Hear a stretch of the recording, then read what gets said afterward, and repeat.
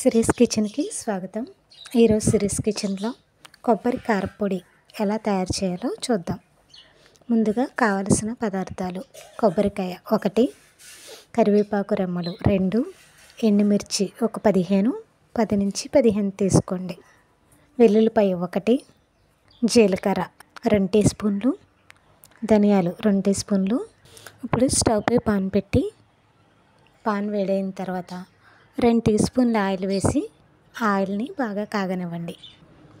Oil కాగిన తర్వాత మనం చిన్నగా కట్ చేసుకున్న కొబ్బరి ముక్కల్ని ఆయిల్లో వేసుకుని దోరగా వేయించుకోండి. కొబ్బరి ముక్కలు కలర్ మారేంత వరకు వేయించుకోవాలి. ఈ విధంగా ఒక 5 నిమిషాల పాటు కొబ్బరి ముక్కల్ని వేయించుకోండి. కొబ్బరి ముక్కలు వేగిన తర్వాత దీన్ని ఒక మిక్సీ జార్లోకి తీసుకుని చల్లారనివ్వండి. ఇప్పుడు అదే పాన్లో మనం కట్ చేసుకున్న ఎండుమిర్చిని వేసి 1 నిమిషం పాటు వేయించుకోండి.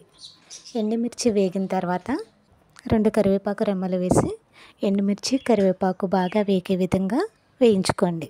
ఈ విధంగా వేగిన తర్వాత వీటిని కూడా మిక్సీ జార్లోకి తీసుకుని చల్లారనివ్వండి. అదే పాన్లో 1 స్పూన్ ఆయిల్ వేసి ఆయిల్ని కాగనివ్వండి. ఆయిల్ కాగిన తర్వాత ధనియాలు, జీలకర్ర వేసి జీలకర్రని ఒక 2 నిమిషాల పాటు వేయించుకోండి. ఇవి వేగిన తర్వాత మిక్సీ జార్లోకి తీసుకుని చల్లారనివ్వండి.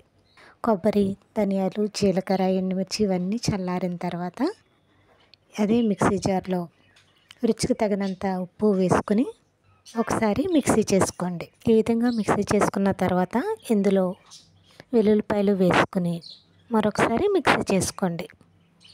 ఈ విధంగా మిక్సీ చేసుకున్నాం కదా, అంతే, ఎంతో టేస్టీగా ఉండే కొబ్బరి కారపొడి రెడీ.